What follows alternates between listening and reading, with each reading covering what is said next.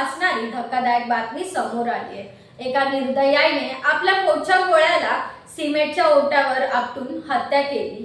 धक्कादायक म्हणजे तिने आधी रक्त धुतलं आणि चिमुरड्याचा मृतदेह बॅगेत भरून त्यात दगड टाकून बॅग विहिरीत फेकून दिली। मात्र रांजणगाव पोलिसांनी या क्रूर घटनेचा पर्दाफाश केलाय। झालं असं, बामर्डे येथील रहिवासी रवींद्र अशोक पवार यांनी आपला 11 महिन्यांचा मुलगा बेपत्ता झाल्याची तक्रार रांजणगाव पोलीस स्टेशन मध्ये केली। रांजणगाव MIDC पोलीस स्टेशनच्या हद्दीमध्ये दिनांक 5 एप्रिल 2026 रोजी एका 11 महिन्याच्या अल्पवयीन मुलाच्या मृत्यूच्या संदर्भाने त्याचे वडील रवींद्र अशोक पवार यांच्या तक्रारीच्या अनुषंगाने आकस्मिक मयत दाखल होता। परिस्थितीचं गांभीर्य लक्षात घेऊन पोलिसांनी तपास करण्यास सुरुवात केली।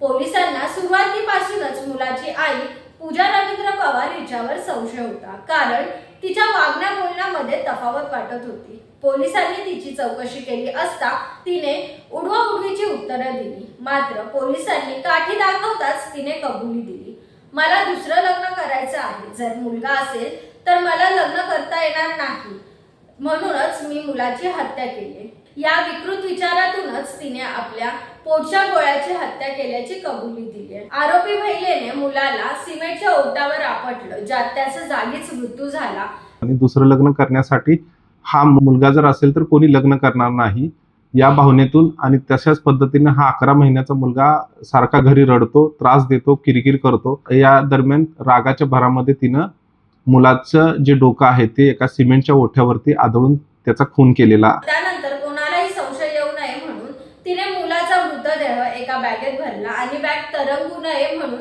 बॅगेत दगडही भरले आणि ही बॅग गावच्या विहिरीत फेकून दिली। पोलिसांनी मृतदेह बाहेर काढला असून आरोपी महिलेला अटक केली आहे।